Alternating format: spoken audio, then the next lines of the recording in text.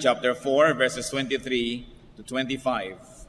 Then Jesus went throughout Galilee, teaching in their synagogues, preaching the good news of the kingdom, and healing every disease and sickness among the people. News about him spread all over Syria, and people brought to him all who were ill with various diseases, those suffering severe pain, the demon-possessed, those having seizures, and the paralyzed, and he healed them. Large crowds from Galilee, the Decapolis, Jerusalem, Judea, and the region across the Jordan followed him. May the Lord speak to us personally through these words that we have shared. So what do we see here? That Jesus traveled around. Jesus went around and went everywhere to be among the people. Very especially, Jesus went to be with the needy. And Jesus preached the good news of the kingdom. We should take note here that Jesus preached the good news, not the bad news. Hindi katulad ng nakakagawian ng marami ng mga anak ng Diyos na lagi ang uumpisahan ay kontrobersiya, skandalo, yung nakakapagpaaway, mga divisive issues. But the Lord preached the good news. At ito ay tinutukoy na sa Isaiah 52 verse 7 pa lamang, how beautiful on the mountains are the feet of those who bring good news. Tayo mga Kristiyano ay meron ding dapat matutunan dito that we should bring good news to people, not just bad. And Jesus went around and healed every disease among the people.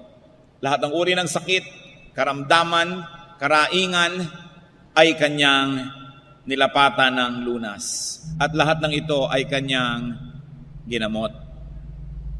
Ano po ang naging bunga ng makapangyarihang ministeryo ng Panginoon? It is a two-sided ministry. One is teaching, preaching through words, the good news. And the other side is actually healing people's diseases, which is really part of the complete good news. Baliwala na dumagdag ang iyong alam, lumalim ang iyong mga karunungan, pero may sakit ka pa rin. Baliwala na masaulo mo ang mga salita ng Diyos, ang mga laman ng Biblia, pero alipin ka pa rin ng masasamang espiritu. At dahil dyan, that the Lord ministered both to the mind and the body, both to the body and the soul. News about Him, especially news about His ability and availability, spread. Mabilis na kumalat ang balita. Ang binabasa pa lang po natin ay Matthew chapter 4. So hindi pa masyadong mahaba ang nagiging public exposure ng Panginoon, pero napakabilis kumalat ang balita tungkol sa Kanya because He had two qualities that people needed and even us, people now need today. His ability and availability. Kaya niyang magpagaling at gusto niyang magpagaling at naroon siya at nagpapagaling. Kaya niyang magpalayas ng masasamang espiritu sa mga inaalihan nito at gusto niya magpalayas at naroon siya at nagpapalayas nga ng masasamang espiritu. So what happened? People were brought to Him. Ganun na lang ang lalim ng pangangailangan ng mga tao na napakabilis kumalat sa panahon na wala pang telepono, walang text, walang cellphone, walang fax, walang telegrama, kumalat ng napakabilis ang balita. Sapagkat ang mga tao ay uhaw na uhaw sa ganitong uri ng pag-ibig. Pag-ibig na nagpapagaling at nagpapalaya. But we must never forget that His initiative to connect with the people was only reciprocated by the people. Dahil inuna niya at siya ang naunang lumapit sa mga tao at nagpagaling at nagturo, nangyari ngayon na kumalat ang balita, ang ibang mga tao ngayon ay sila na ang lumalapit sa Panginoon. Dahil nauna na lumapit ay ang Panginoon. And what were the added types of burdens here and difficulties and illnesses? Severe pain. Isa po sa aking, malapit sa aking puso na ministry is to manage pain. Lalong-lalo yung mga cancer patients. Yung sinasabi nilang talagang hindi na pwedeng dugtungan pa ang buhay dito sa lupa. At pagkatapos ay sobrang hirap ang dinadanas bago sumakabilang buhay. Ito po isang ministry na gusto kong magawa natin ng paraan to be able to manage pain of people, that if their physical death cannot be avoided and cannot be delayed, at least to minimize their pain. At kung kayo po ay nagkaroon na ng mga kamag-anak, mahal sa buhay, na nakaranas ng ganitong uri ng mga kasakitan, alam niyong ibig kong sabihin. People with severe pain were brought to the Lord, and the Lord healed them. You have no control over severe pain. And then people with demonic possession, tinitirhan ng masasamang espiritu ang kanilang lupang katawan, you have no control over these spirits. You needed somebody that had greater power than those spirits. And those people were brought to the Lord. Once more, people have no control of themselves and their lives. And they were set free by Jesus. Then those who had seizures, yung mga bigla na lang kikisay, biglang bubula ang bibig, biglang manginginig at biglang tumutumba, wala kang control dyan, hindi mo alam kung kailan darating. You needed somebody who controlled higher powers to be able to put that under control, and they were healed by the Lord. At siguro yung pinakamalala na dito na talagang walang control sa sarili, yung mga paralyzed. Mga paralitiko na ni ang sarili, hindi maitayo, hindi maigalaw ang sariling kamay, hindi maangat ang sariling paa, wala talagang kakontrol-kontrol. And they were brought to the Lord, and the Lord healed them.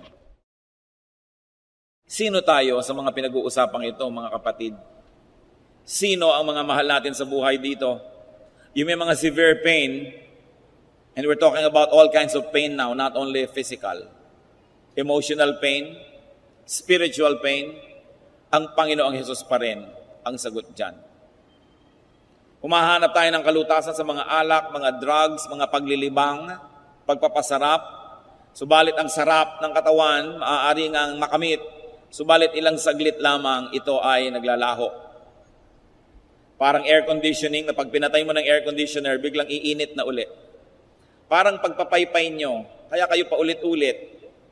Pagkatapos sa isang paypay, may hangin, pero wala na uli. Kailangan mong ulitin na naman at ulitin at ulitin. Kasi sandali lang ang sarap. Ganon din, ang sarap na panandali ang hinahanap ng tao para malutas ang kanyang mga suliranin. Pero merong sagot dyan na permanente, hindi nagbabago, at walang bayad. Ito ang pag-ibig ng Panginoon, na kung papayagan natin na maging lunas ng ating makaramdaman, ay walang salang magiging mabuti para sa atin. Sino tayo dyan? Yung may mga problema ng demonic possession? Maring literally we are possessed, or our loved ones, or symbolically we are possessed. Hindi mo makayang bitawan ng isang bisyo, hindi mo matalikuran ng isang kasalanan. Nasasabi mo yung mga pinagsisisihan mo at ayaw mo namang sabihin. Nagagawa mo yung ayaw mo talagang gawin, pero ba't yan ang laging nagagawa? Para ka na rin possessed. Maaring tayo yung nagkakaroon ng seizures. 90% of the time, you are in control of yourself, pero bigla-biglang dumarating yung mga panahon na wala kang kakontrol-kontrol. Para ka na rin dinapuan ng seizure. And then there may be, among us, people who are really paralyzed.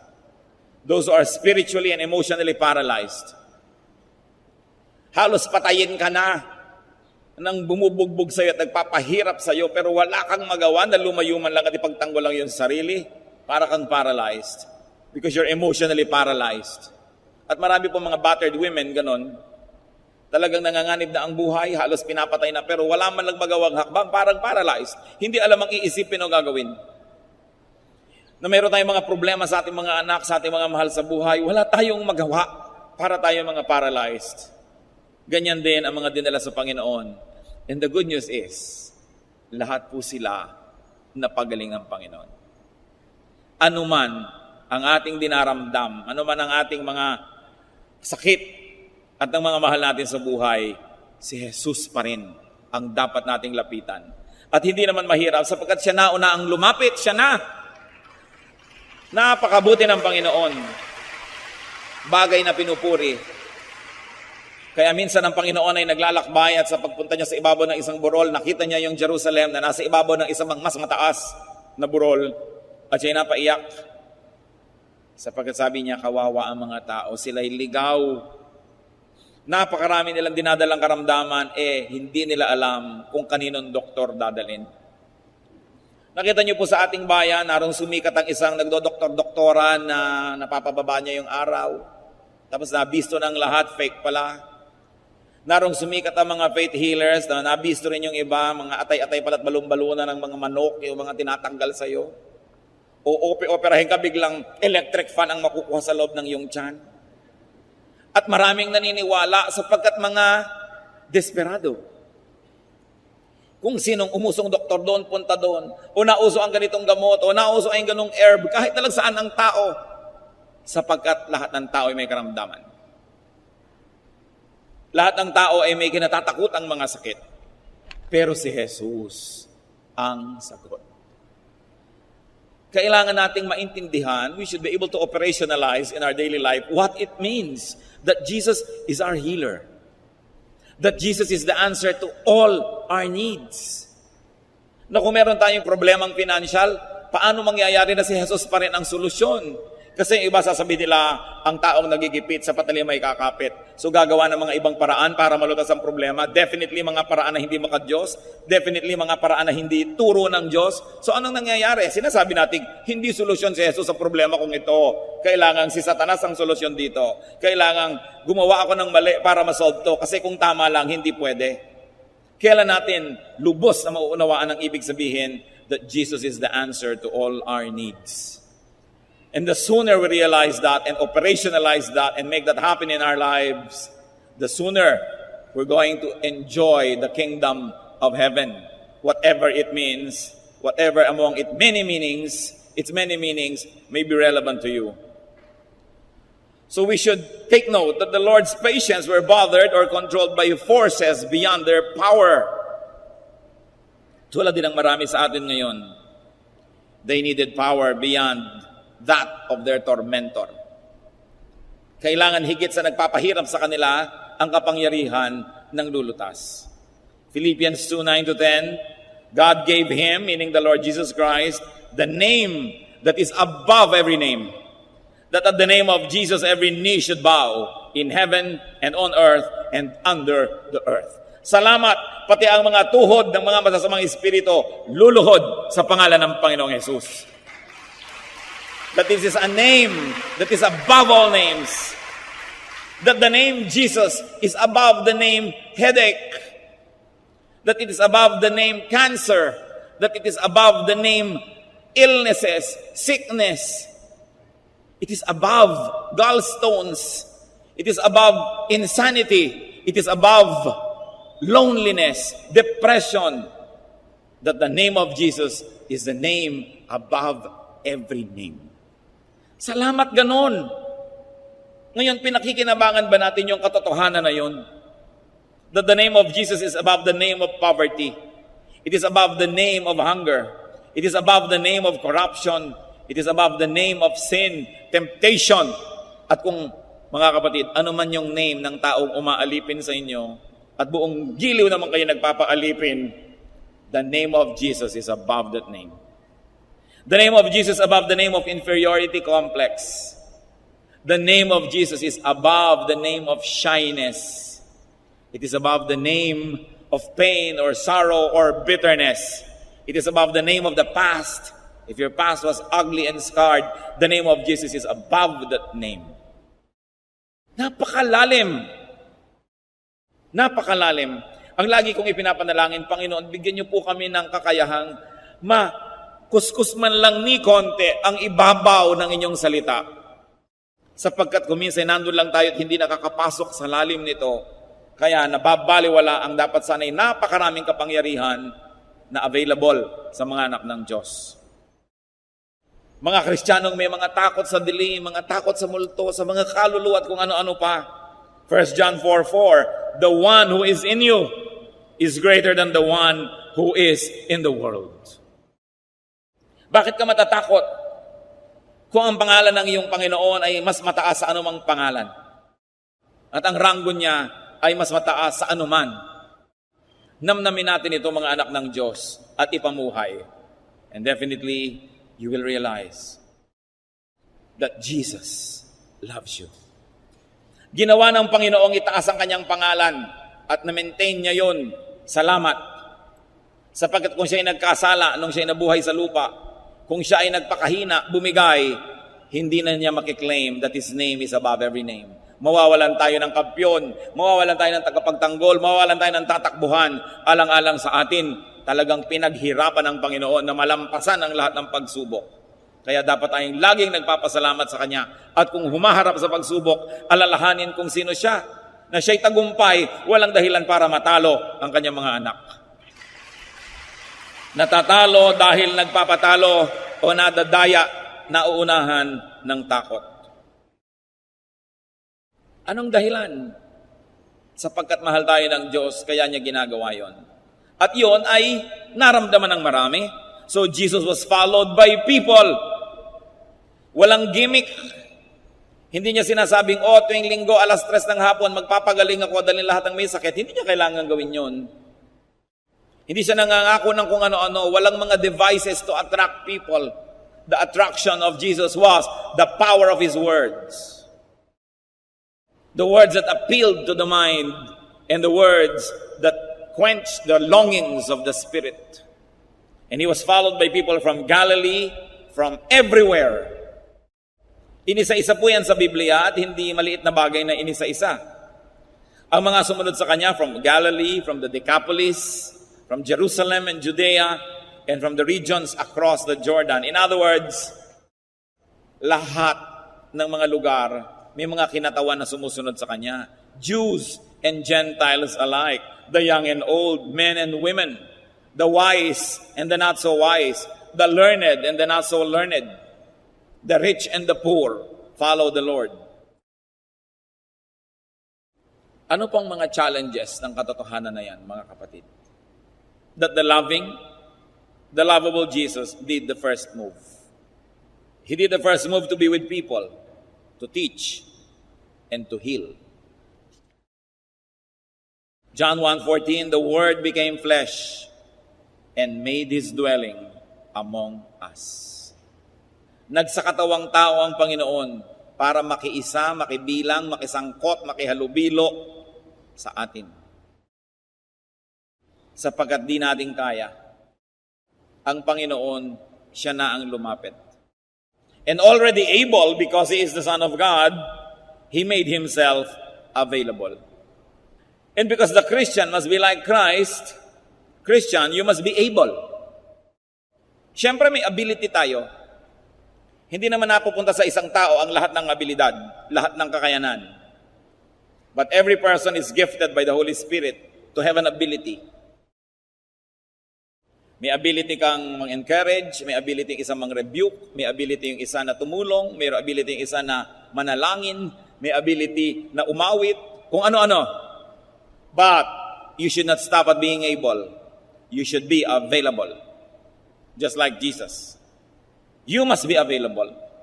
Hindi mo pwedeng ipagkait ang abilidad na ibinigay sa iyo ng Diyos, lalong-lalo sa Kanyang iglesia, lalong-lalo sa church, which is His body, of which the head is Jesus.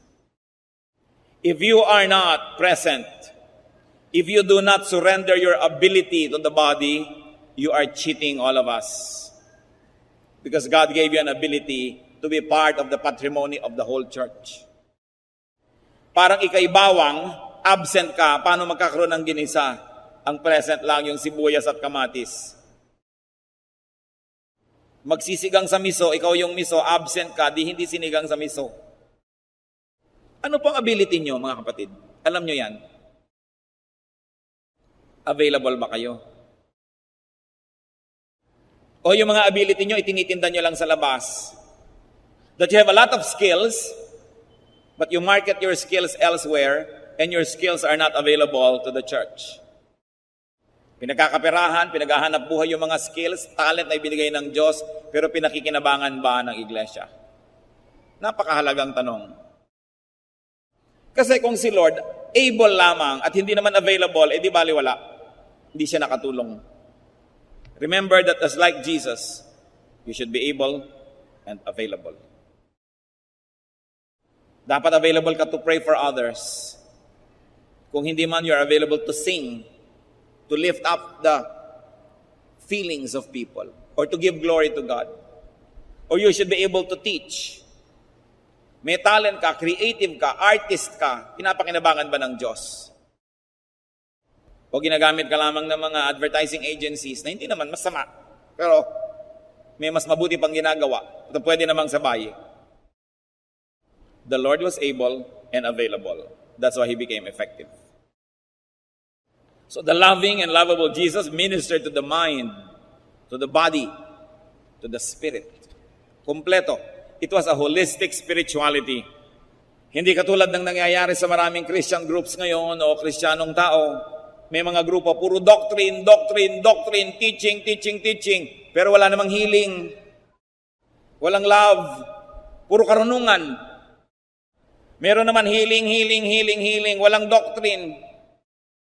Kaya kahit na may dumating na hangin, ay sabi sa akin ng Diyos, hangin lang pala yun. May nakita lamang na formation ng nilugaw, merong vision. Kasi mahalaga po may doctrine and teaching. Yan ang ginawa ng Panginoon. He went to teach and preach. At kadobol, He healed people. For the mind, for the heart, for the body, for the spirit. Hindi yung puro ka-teaching, wala ka naman pag-ibig, wala kang tulong sa kapwa, wala kang ginagawa, at yung karunungan mo pa nagiging dahilan para ka maging hambog at maging mayabang. Meron naman talaga, puro na lang supernatural gifts, healing at kung ano-anong mga kababalaghan, pero walang teaching, kaya madaling pasukin ng mga masasamang espiritu para iligaw. Dapat balanced.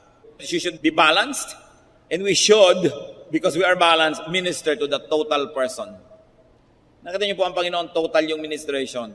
May preaching at saka may mga pagpapagaling.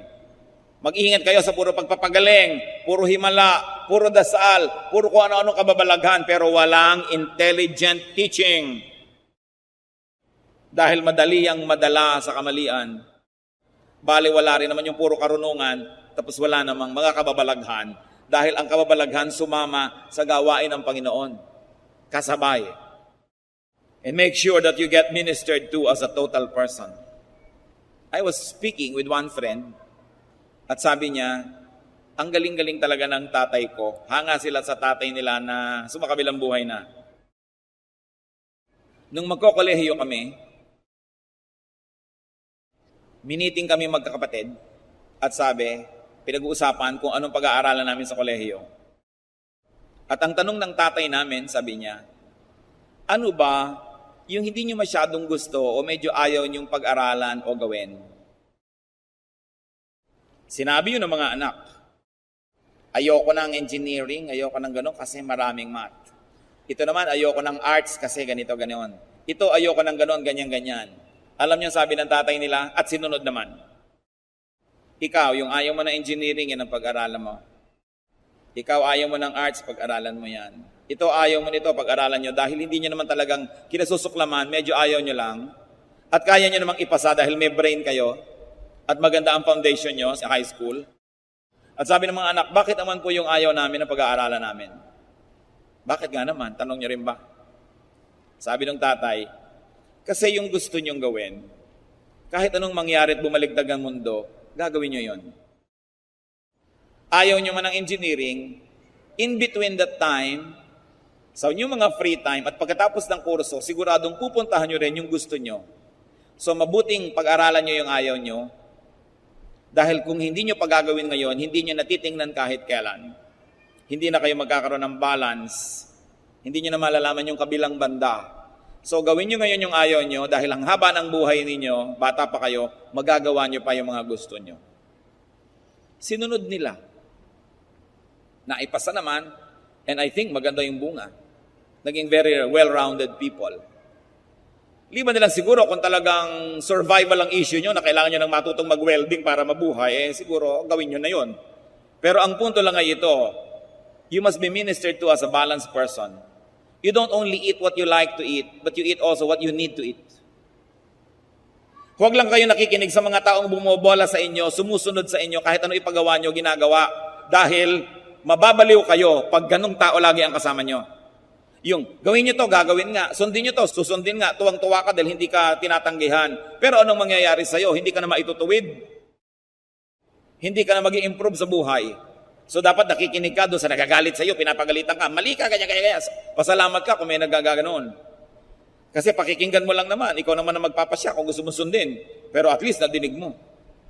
Don't surround yourself with people that always admire you and say yes and agree with everything you do because mapapahama kayo.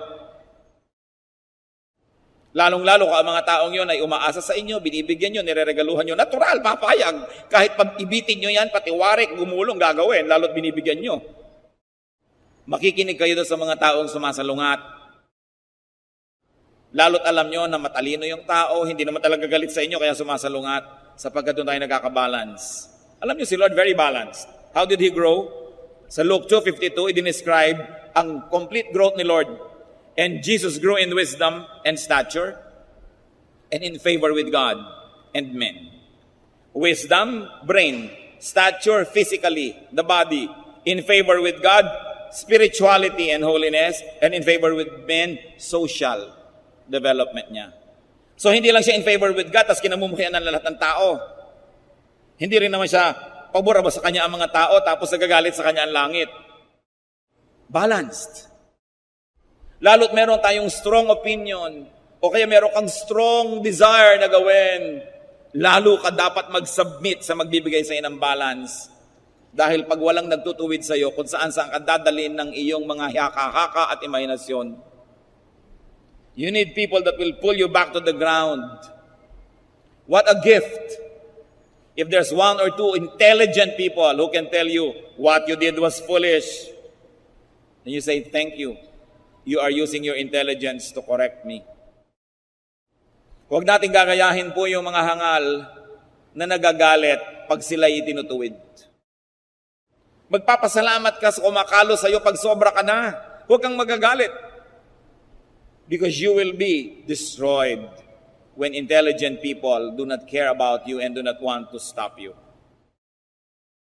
Napakalaking pagpapala na may nagbibigay ng balanse. At yan ay binigay ng Panginoon. The people were spiritually hungry, He fed them. The people were weak, He strengthened them. Balance. And you know, even now, people are harassed and burdened with pain.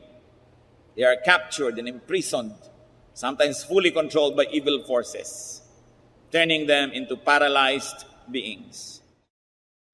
Anong relevance ni Jesus? The ministry of Jesus was to declare the truth and to set people free. Remember this. The true declaration of truth sets free. John 14:6, Jesus answered, I am the truth. And in John 8:32, you will know the truth, and the truth will set you free. Free tayo dapat sa mga umaalipin at pumipigil sa atin. Dapat ay malaya tayo mula sa mga ganyang mga sakit, lalong-lalo na emotional and spiritual illnesses. Kumisan ay banal ka mat makadiyos, hindi maiwasang may sakit ang iyong katawan because we are living in this imperfect world and we probably are responsible for many of our own illnesses. But the point is, the Lord promises to give us a clean slate in a spiritual way. Yung physical, hindi laging kasama. Hindi ko makadiyos ka pag hihimalaan ka physically. Pero ang alam ko, nakita natin yan, pag makadiyos ka, ang himala na emotional and spiritual, laging available. Kaya kahit na yung hindi mo mapatawad dati, napatawad mo. Yung dati mo mga takot ay nalalampasan mo. Sapagkat ang mahalaga naman ang espiritu Malaya man ang katawan kung nakakulong ang espiritu, baliwala. Ngayon, ikulong man ang inyong katawan ng mga sakit at kung ano-ano. Pag malaya ang inyong espiritu, literally, sky is the limit. Kaya masarap yun nangangarap at nag-i-imagine. Kahit hindi ka nakakasayaw ng balay sa iyong pangarap, nagbabalay ka, nangyayari in the spiritual world. Kaya dapat yung ating espiritu nakakalaya. Pero alam nyo, yung espiritu man, kumisan hindi makalaya. Hindi makapag-isip ng magagandang bagay, puro negative, hindi malaya. Hindi makatulog, hindi makapamahinga. Binabagabag ng maraming bagay. Diyan, lalong-lalo na, napakahalaga ng himala ng Diyos. Meron mo magtatanong, Pastor, bakit nagdasal na kami ng nagdasal, paralyzed pa rin ang nanay ko? Hindi naman obligasyon ng Diyos na lahat ng hinihingi natin ibigay niya at hindi yan kasama sa ipinangako.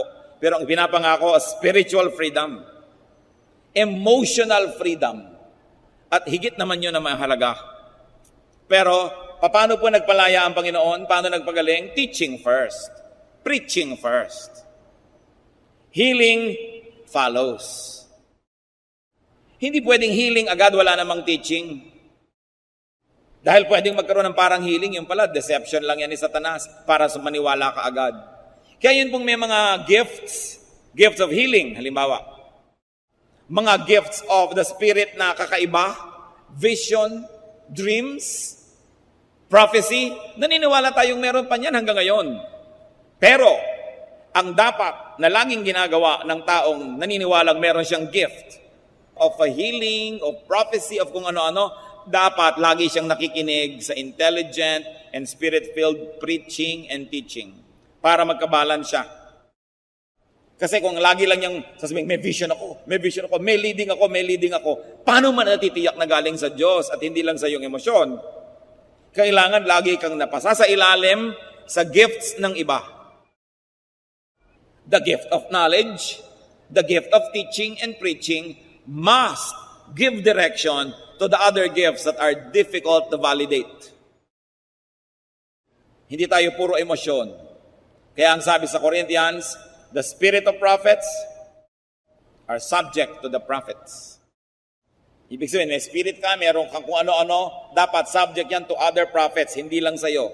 Dapat may accountability ka, sapagkat madaling malasing at mahibang, lalo't emosyonal ka. Kung madali kang umiyak, madali kang malungkot, madali kang tumawa, emosyonal ka, bantayan mo yan. Kasi maring yan ang pasukan ni Satanas para kadayain. At kung may gift ka man, itinulak ni Satan na maging katawa-tawa, maging kakaiba na, maging weird, wala na tuloy maniwala sa'yo. Ba't ka may gift kung walang maniniwala sa'yo? Kaya ang mahalaga, pinaniniwalaan ka, hindi ka na pagkakamalang loka-loka, o may sira, o ganun. Dahil sino ngayon na makikinig sa'yo? Bali, wala ang gift. That's why those who are gifted must surrender themselves to those who have the gift of knowledge and the gift of teaching. Then there will be balance. Ang mga sobra ay nakakalos, ang rough edges ay kumikinis, all for the glory of God. Kaya nga po kuminsan, marami mga churches, ang nagiging problema nila, yung mga madadasali na members, at saka yung mga mahilig sa mga kung ano-anong gifts, umaattend ng seminar dito, aattend doon, tapos dala-dala sa church, yung kung ano-anong katuruan. Dahil kung hindi nabibigyan ng kontrol yung mga yan, lumalaki kuminsan ng loob na kami ang kinakausap ng Diyos, kami ang mga prayer group, sa amin inirereveal lahat, yumayabang at nag-i-split ang church. Tell me, pag ganun ang nangyari, galing ba sa Diyos ang Espiritu na yon? Kaya dapat itinutuwid, inilalagay lahat sa lugar. Gusto ko pong bigyan ng diin, ang lahat ng may spiritual gifts, lalo fabulous gifts, must surrender to the pulpit and to the education department of the church. Because it is the knowledge that is verifiable that will validate the occurrences and events that are too difficult to validate. Dapat merong ganong control. Ngayon, if you encounter the truth, if you encounter the Lord, dapat ang kasunod, freedom. Nakita niyo si Zacchaeus, when he encountered the Lord Jesus Christ, biglang sabi niya, Lord, half of my money I'll give to the poor. Lahat ng aking mga dinaya, ibabalik ko, times 4. May natira pa kaya sa kanya? Siguro wala na. Pero bakit siya naging free? Marahil ang Diyos niya noon, pera. Kaya ngayon na si Lord na ang Diyos niya, yun ngayon ang patotoo niya na iba na ang Diyos niya, hindi na pera, bali wala na sa kanya. Pero kung hindi naman nyo pera ang Diyos, hindi ko man na-convert kayo kay Lord at naging Savior nyo siya, ipapamigay nyo na nga yung pera nyo. Kasi kung hindi naman yun ang Diyos nyo, hindi naman kailangan tanggalin. The Samaritan woman, anti-social, alas 12 na tanghali, iigib para walang makitang kapwa-tao doon sa balon. Pero nung na-encounter niya ang Panginoon, pumunta pa sa village, sabi niya, I have met somebody. Kailangan makilala niyo siya at hinakot yung mga tao sa Panginoon para maturuan. Yung babae, na nag-iipon ng kung ano-ano mga pabango para sa kanyang sarili. Nung nakilala niya ang Panginoon at nakalaya siya, yung pabango niyang mahal, binasag niya at binigay niya sa Panginoon. Because when you encounter the truth, the automatic result is freedom. Ito ngayon ang tanong, are you free? Alam nga naman, lagi mo nadidig yung salita ng Diyos, tapos kirida lang, di mo maiwan-iwan. Alam nga naman na nakikinig ka lagi at nagba-Bible study, pero bisyo lang, hindi mo matalikuran. You are not free.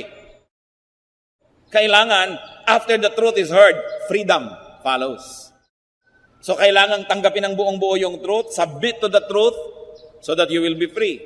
Galatians 5:1, it is for freedom that Christ has set us free. Teaching without healing is only half the work and pointless.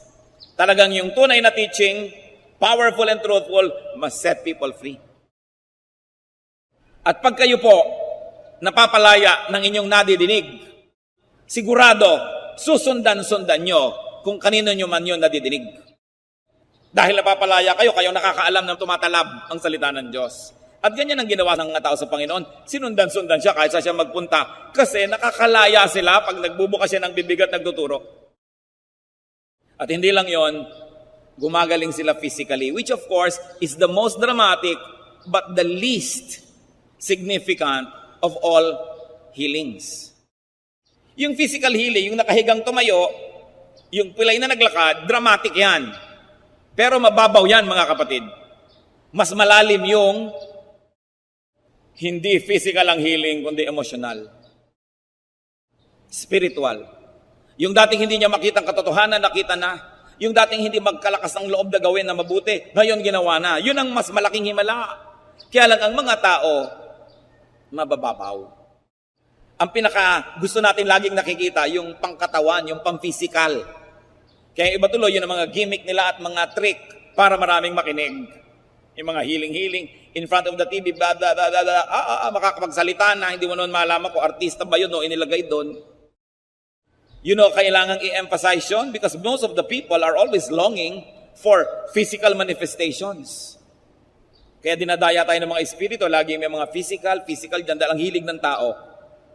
Nawa, sa maiksing buhay natin, gumradyo tayo lahat sa spiritual level na masasabi natin, Lord, may sakit ang binti ko, pagalingin niyo po. Pero kahit hindi niyo pagalingin ito at masakit pa rin, maniniwala pa rin ako sa inyo.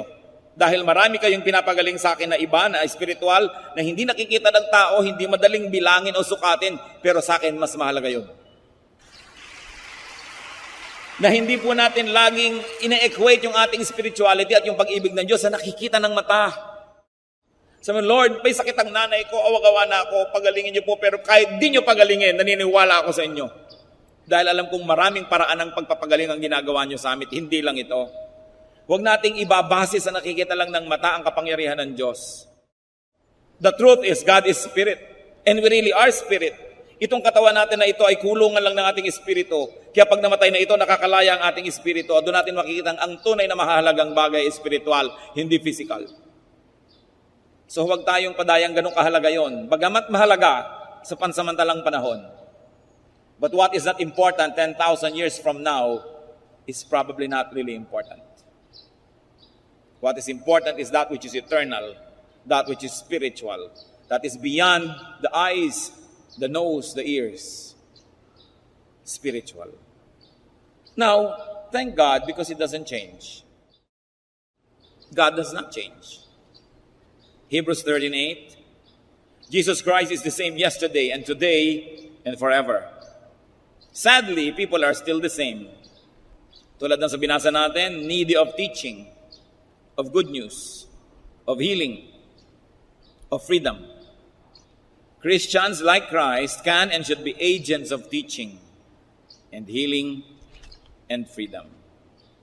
Kailangan makita natin na nagagamit tayo ng Panginoon para sa kagalingan ng iba, para makapagturo, to preach the good news. Of course, as we have already established, healing can be physical, healing can be spiritual.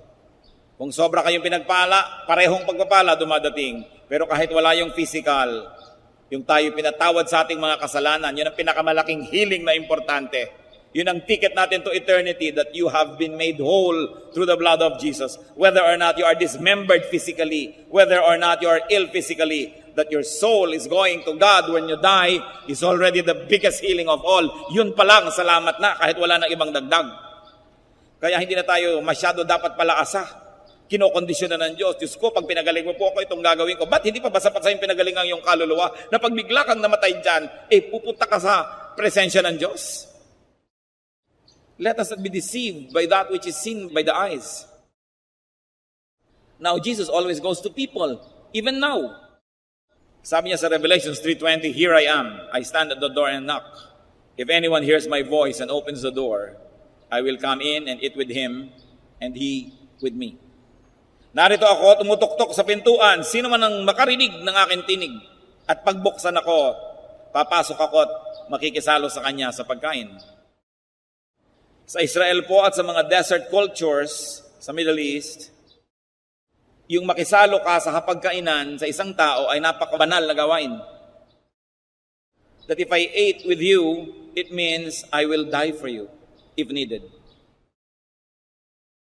So hindi lang basta't merienda o kainan itong pinag-uusapan ng Panginoon. Sabi niya, kumakatok ako sa pinto, pag pinagbuksan mo ako, I will die for you.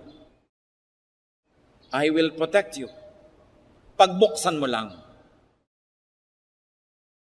Pero paano pagbubuksan kung hindi nadidinig ang katok? Kaya ang sabi, if anyone hears my voice. Marami pong nakikipag-agawan sa ating tainga. There are many sounds and voices that compete for our ears. Sino bang pinapakinggan nyo? The law of impenetrability says that only one thing can occupy one place at one time.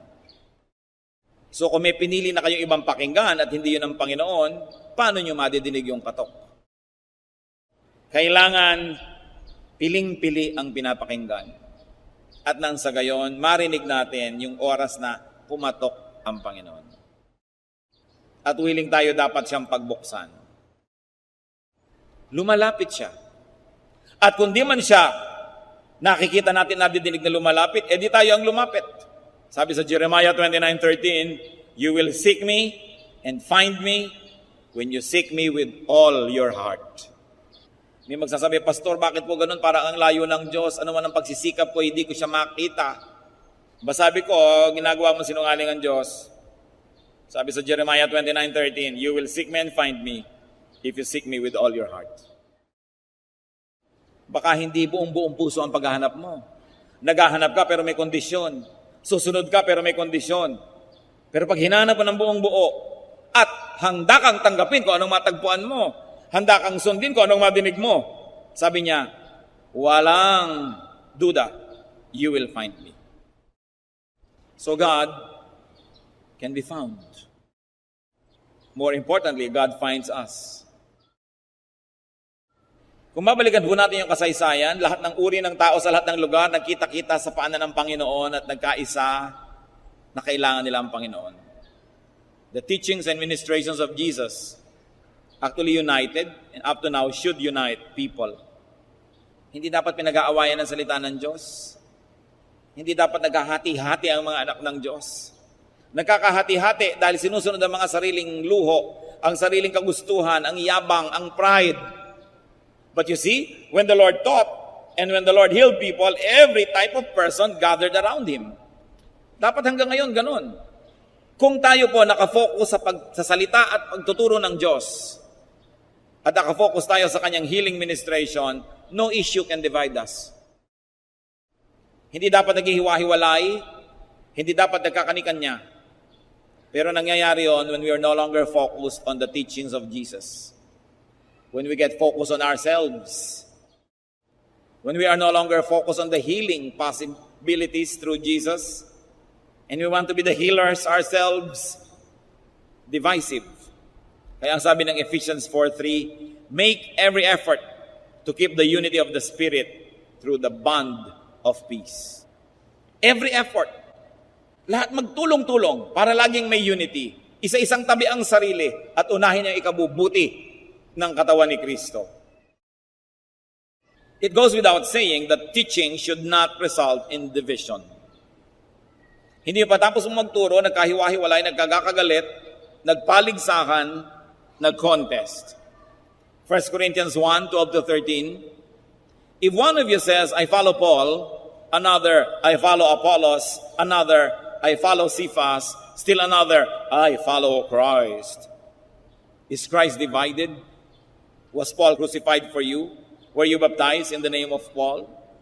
Sabi ko, sinasabi natin, dito ako sa leader na ito, doon ako dito, nagkakahati-hati. Teka, sabi ganon. Bakit kayo ganyan? Hati ba si Kristo? Hindi. Kaya dapat hindi nahahati ang kanyang katawan. Sino man ang gumagawa para ito'y guluhin, hatiin, yanigin, paghiwa-hiwalayin ng mga anak ng Diyos, ay hindi tumutupad sa kagustuhan ng Diyos. Siya ay sumusunod sa kagustuhan ng demonyo. Napakalinaw ng mga salita ng Diyos. At bilang Kristiyano, dapat yung ipinaglalaban, sinisikap, ginagawa ang lahat that you be taught about the kingdom of God, that you experience the kingdom of God, that you be healed at various levels and in many ways. So welcome Jesus into every room in your house, into every compartment of your heart. Go to Jesus and bring others to Him. If you are a faithful Christian servant, you will go to people. Kayo mismo. Hindi ko maisip na may mga tao na nakatanggap ng kaligtasan, nakakakilala kay Jesus, pero hindi dinadala yon sa kanyang mga kapwa-tao. Na kaya niyang maupo sa isang lamayan, makipagkwentuhan sa mga walang katuturang mga bagay, sa exchange rate ng dollar, sa mga tungkol sa kung ano-ano mga political issues, 30 minutes, 1 hour, pero hindi nababanggit ang Panginoong Jesus. Hindi dapat yon sa mga anak ng Diyos. Kahit saan tayo magpunta tulad ni Jesus, magturo. Yun ang ginawa niya, he taught. Because when you teach, there will be healing. Hindi nyo kailangan sa aming lumakad ka lumpo, gumising ka patay. Hindi ganong healing. But when you teach, the emotion, the spirit will be ministered to. And there will be healing, mostly invisible. But you are a Christian, do what Christ did. Go and teach. Luke 10:1-2, the Lord appointed 72 others and sent them 2 by 2 ahead of him to every town and place where he was about to go. He told them, the harvest is plentiful, but the workers are few. Ask the Lord of the harvest, therefore, to send out workers into his harvest field. Mga kapatid, nung ako po'y nakakilala sa Panginoon, 1973, di pa uso yan. Konti lang may Bible. Pag dala-dala mo pa nga yung Bible mo, ano yan? Wala. Ano nga yan? Ano ba? Wala nga. Ano nga yan? Bible. Hindi mo maipagmapuri dahil baka mapagkamalang may sira o kung ano, dahil dala-dala mo. Pero ngayon, hindi na ganon. Ngayon, mga kapatid, kahit saan ako magpunta, people are asking, Pastor, may day by day na po ba dito sa amin? Kailan kayo maglalagay dito? Lagi na lang sabi ko, kulang po tayo na manggagawa eh. Alam niyo po ang tingin ko ngayon, dahil siguro sa panalangin ng mga nauna na sa atin, nung mga Kristiyano, nung unang panahon pa, 1910, 1920, na halos talagang para kami ketong ang tingin ng mga tao dito pag nagba-Bible ka nun.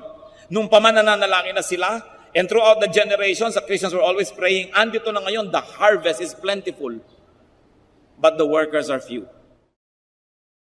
Kaya nga po kayo dyan, aking gustong lagi na lamang na bigyan ng hamon. Mag-Bible study naman kayo, mag-lead kayo. Kung hindi kayo marunong, hindi kayo sanay, we will train you. But do Bible studies in offices. Kung ayaw niyo sa office ng iba. I encourage businessmen and employees. You want to become pastors, we will train you to be doubly productive pastors. We will not ask you to resign. We're not going to ask you to leave your jobs or your businesses, but we'll train you to be pastors para dalawa ang ginagawa niyo. You're doubly productive. It's possible and it can be done. In fact, it's the only way to do Christian ministry now. Because when the workers are supporters of themselves, then the resources of the church doesn't get strained and more work is done. But I'm telling you this, work because the laborers are few. Huwag niyong ipagkait sa iglesia ng Diyos ang mga karunungan, training, and education na ibinigay sa inyo ng Panginoon. Kailangan natin pagtulong-tulungan ito.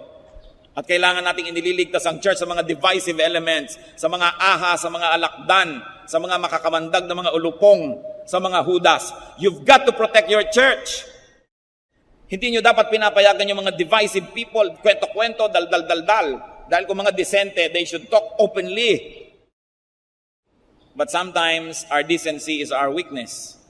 Kahit po sa ating church, mga kapatid, pag may dinidisiplina tayo, kahit anong immoralidad ang ginagawa, hindi natin pinupulpito, hindi natin pinapahiya.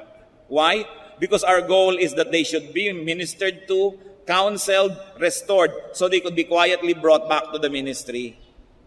Pero ang nangyayari, yung mga dinidisiplina mo, sila ang nagpapublicity sa labas, inaapi sila, kinakawawa sila, blah, blah, blah, blah, blah, blah. And our silence sometimes works against us. But we choose to be decent nevertheless. If people choose to be evil, let them be evil. But this church chooses to be decent. Ang tatandaan nyo ito, ang church train ng workers, alam nyo yan. Marami tayong tinutustos, umi-import tayo ng maraming mga mahuhusay na teacher to train our workers. Encourage tayo ng encourage na magka-ministry ang mga tao. Anong kabaliwan kung meron kang manggagawa na matino, tatanggalin mo, matino pala. Anong kabaliwan na may manggagawa kang mahusay, didisiplinahin mo, mahusay pala. Maniwala kayo at kayo laging manalig. Pag may worker na inalis o may worker na dinisiplina, siya ang may problema. Dahil gustong-gusto natin magka-worker, ano't aalisin mo? Bakit? Kaya huwag kayong papayag na ang church sinisiraan. Because this is the body of the Lord. Pero yun nga, hindi ka takataka dahil maging sa 12 disipulo ng Panginoon ay may Judas. Dapat lang tayong maging maingat na hindi tayo maging ganon o hindi tayo yung kasama nun. And going back to the ministry of the Lord, teaching, preaching. Mga kapatid, magturo na kayo. Kailan pa kayo magtuturo? Pag paralyzed na kayo? Pag naghihingalo na kayo? Pag nakaburol na kayo? Kailangan kayong gumawa ng paraan. Maglingkod kayo. Ang daming mission fields for us. Sa sandali ang buhay, lahat tayo ay mamamatay din. Dapat bigyan ng katuturan. Kung hindi nyo man maibigay ang 100% attention nyo sa work ni Lord, bigyan nyo naman kahit konting pagtingin. Maski kaprasong kabihagi ng ating buhay, huwag lang yung uupo dyan pag linggo and see you next week. Sayang ang mga galing nyo. Talagang naniniwala ako yung aking kutob sa lahat sa inyo, may kanya-kanyang kagalingan, pero available ba? Yung iba naman, magtutulong na nga, pero mga senyor at senyor pa, nandito na ako, nasa na ang chalk, nasa na ang blackboard. Ikaw, sister, pag tumulong ka sa church, bring your own blackboard. Bring your own. Buti ka hindi bring your own elevator. Ganun talaga, huwag mong asahan na kung ikaw nag-volunteer work, bigla ka namang isa pang trabaho, asikasuhin ka lamang at suyo-suyuin. Talagang kakapalan mo ang iyong dibdib, may mga frustration. Kung minsan yung katrabaho mo, katulad mo rin nagsisimula, hindi rin marunong o naiinis ka. Pero pag nagpadala ka doon, walang matitira sa army ng Diyos. Kailangan mo, nandito ako dahil tinatawag ako ng Diyos. Kahit ano pag makita ko dito, mag-enjoy ako at hindi, gagawin ko dahil itong dapat. Hindi dapat maninipis. When you go to people and when you minister to them, people will also go to you and find satisfaction. This is always the best. That when you minister to people, they find satisfaction. Remember that the goal and result of teaching is healing. Baliwala ang teaching that doesn't end in healing. So heal and be healed. Tulad ngayon, ano pong healing ang kailangan natin sa Panginoon ngayon? Diyos naming Ama, tulad ng mga tao doon na naghahabol kay Jesus, ganyan din kami ngayon. Sari-sari ang aming mga karamdaman. Physical, emotional, spiritual. Nananalig kami sa iyong salita. Nananalig kami sa iyong galing. Nananalig kami, Panginoon, sa iyong pag-ibig. Pagalingin niyo nga po kami. Pagalingin niyo po kami. Panginoong Diyos, nakita mo po itong mga anak mo. Naniniwala na kayo'y nagbibigay. Naniniwala sa inyong kapangyarihan. At higit dyan, Panginoon, dahil alam na may pangangailangan. Kumilos kayo, Panginoon. O Lord God, in the name of Jesus, your Son, open the windows of heaven and pour blessings upon these people. Alang-alang sa mga sugat ni Jesus. Alang-alang sa kanyang pagpasa ng krus na mabigat. Alang-alang sa kanyang laman, buto at mga litid na tinagusan ng mga bakal na mga pako, Panginoon. Alang-alang sa dugong tumigis sa kanyang mga bahagi ng katawan at sa kanyang noo, Panginoon, sa koronang tinik na kanyang sinunong. Alang-alang sa kanyang kamatayan at pagkabuhay na muli. Panginoon, ngayon din, hinihiling ko, pagalingin yung mga anak niyong ito. Wala naman kami ibang lalapitan, kayo lang. Wala kaming nais kilalaning Diyos, kayo lang. Wala kaming matatakbuhan, kayo lang. In your name, O God, is the name above every name. It is above whatever name of illness we have right now. It is above the name of the sickness that we're bringing at the feet of Jesus. Release blessings. and give us eyes to see the answer to our request. Pagpalain mo, Panginoon, ang iyong mga anak. Wala kaming patago, subalit humihingi kami at nangangahas na gawin ito ayon sa iyong pangako, ayon sa iyong salita at ayon sa iyong pag-ibig. Mga kapatid, in the name of Jesus Christ, our Most High God, our Savior and Lord, in faith, lift up your hearts and receive what you're asked of Him. He is the same yesterday, today, and tomorrow. God doesn't change. Yung nilapitan nila noon na Jesus, siya pa rin ang Jesus ngayon. Lumapit kayo at tanggapin. Ayon sa iyong pananalig, buksan niyo ang inyong puso. Tanggapin ang pagpapalang ipinagkakaloob na sagot sa inyong hiling. Salamat po, Ama, sa inyong pagdinig. Naniniwala kami, Panginoon, kumilos kayo. Kumilos kayo sa aming kalagitnaan. Walang duda na dumidinig kayo ng mga panalangin at hindi kayo nagbabago. Thank you, Lord, for healing.